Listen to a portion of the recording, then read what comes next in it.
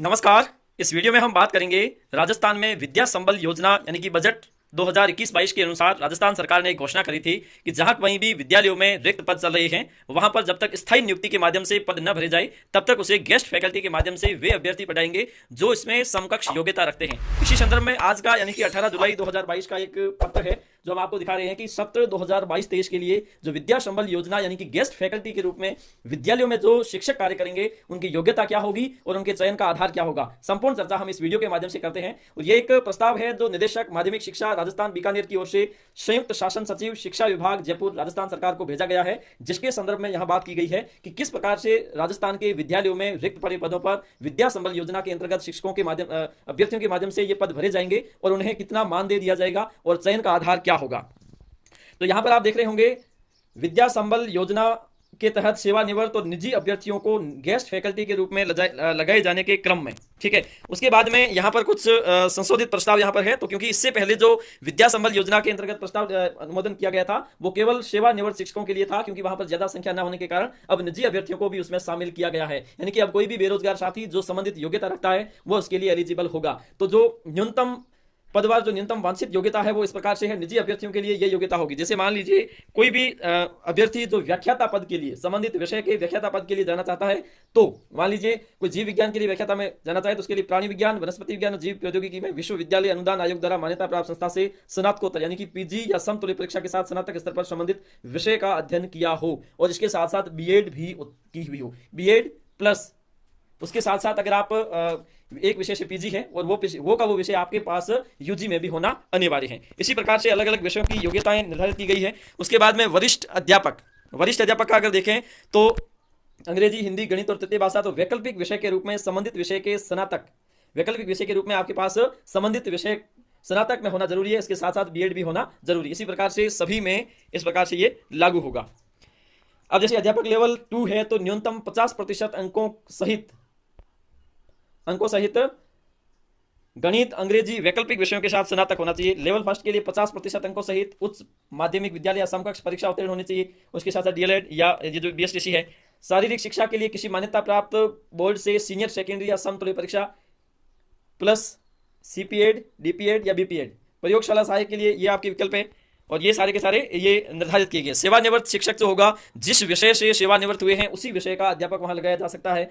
उसके बाद में अधिकतम उम्र सेवानिवृत्त शिक्षक की 65 वर्ष से ज्यादा नहीं होने चाहिए।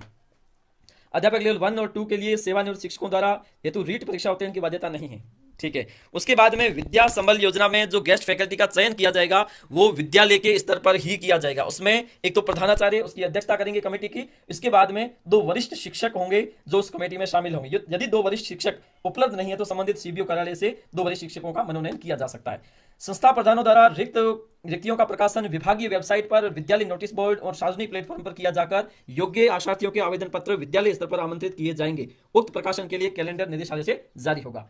किसी भी रिक्त पद पर रिक्तियों से अधिक आवेदन प्राप्त होने पर वरीयता सूची तैयार, वरीयता अनुसार उसका चयन किया जाएगा। सेवानिवृत्त अध्यापक यदि बीएड उत्तीर्ण है तो अध्यापक लेवल 2 के लिए, संबंधित विषय अनुसार यदि बीएसटी या डीएलएड उत्तीर्ण है तो अध्यापक लेवल 1 के लिए। वरीयता सूची का निर्माण पद की न्यूनतम वांछित योग्यता में शैक्षणिक योग्यता, प्रशिक्षण योग्यता का अंक भार 25% और 75%, मतलब 75% शैक्षणिक और 25% प्रशैक्षणिक, और इन दोनों को मिलाकर कुल प्राप्तांक के आधार पर किया जाएगा। अगर कोई समान अंक भार होने की स्थिति में अधिक आयु के जो अभ्यर्थी होंगे वो वरीयता क्रम में कम आयु के अभ्यर्थियों से ऊपर रखा जाएगा। जिनकी उम्र ज्यादा है उनको पहले लिया जाएगा। आवेदन प्राप्त करने की अवधि और चयन सूची जारी करने का कैलेंडर निदेशालय द्वारा प्रत्यक्ष जारी किया जाएगा और चयनित अभ्यर्थियों को गेस्ट फैकल्टी के पद हेतु दिए गए प्रस्ताव पर 7 दिवस में सहमति प्रदान करनी होगी। यदि वो ऐसा नहीं करता है तो वो कार्यग्रहण उसको नहीं करवा के अगले को करवा सकता है। निर्धारित अंतिम तिथि तक सहमति नहीं जाने पर वरीयता सूची के अग्रिम क्रमांक के अभ्यर्थी को गेस्ट फैकल्टी के रूप में चयन किया जाएगा। गेस्ट फैकल्टी पर सत्रांत तक नियमित प्रक्रिया से पद भरे जाने तक जो भी पहले हो अस्थायी तौर पर रखा जाएगा। यानी कि जैसे नियमित भर्ती के माध्यम से किया जाता तो वो ऑटोमेटिक उसको पद छोड़ना पड़ेगा। गेस्ट फैकल्टी के रूप में निजी अभ्यर्थी सेवानिवृत्त शिक्षकों को उन्हीं दिशा निर्देशों के अध्ययन रखा जाएगा जो वित्त विभाग के परिपत्र 30 मार्च 2021 को जारी किया गया था। और ये जो मानदेय है गेस्ट फैकल्टी के रूप में इस प्रकार से होगा। अगर कोई अध्यापक ग्रेड 3 लगता है तो 1 से 8 तक वो पढ़ाएगा। प्रति घंटा मानदेय 300 रुपये होगा। अधिकतम मासिक मानदेय 21,000 रुपये। ग्रेड सेकेंड के लिए 9 से 10 के लिए पढ़ाएगा 350 रुपये प्रति घंटा के रूप में दिए जाएंगे और अधिकतम 25,000 रुपये दिए जा सकते हैं। ग्रेड फर्स्ट यानी व्याख्याता के लिए तो 11वीं और 12वीं को पढ़ाएगा वो, और 400 रुपये प्रति घंटा मानदेय और 30,000 रुपये अधिकतम दिया जा सकता है। शारीरिक शिक्षा अध्यापक 300 रुपये प्रति घंटा और 21,000 रुपये दिए जा सकते हैं। प्रयोगशाला सहायक 300 रुपये प्रति घंटा और 21,000 रुपये दिए जा सकते हैं। गेस्ट फैकल्टी के कार्य का नियमित अवलोकन संस्था प्रधान द्वारा किया जाएगा। निम्न कार्य कुशलता, दुराचरण, अनियमितता या कार्य से अनुपस्थिति की दशा में सक्षम अधिकारी द्वारा बिना कारण बताए गेस्ट फैकल्टी को कार्य से निर्मुक्त कर दिया जाएगा। उक्त संपूर्ण कार्रवाई का नियमित और प्रभावी संबोधन जिला शिक्षा अधिकारी माध्यमिक द्वारा किया जाएगा।